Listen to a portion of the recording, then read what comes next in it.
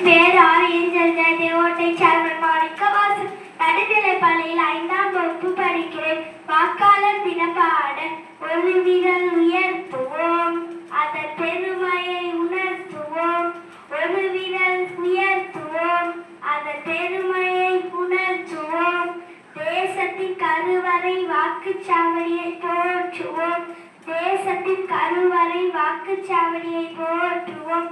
18 வயதினிலே வாக்காளராய் ஆயிடுவோம்.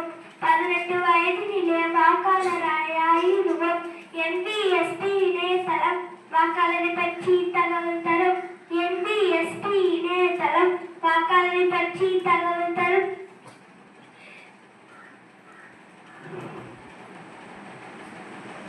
நாட்டு மக்கள் அனைவருக்கும் ஓட்டுரிமை இருக்கு.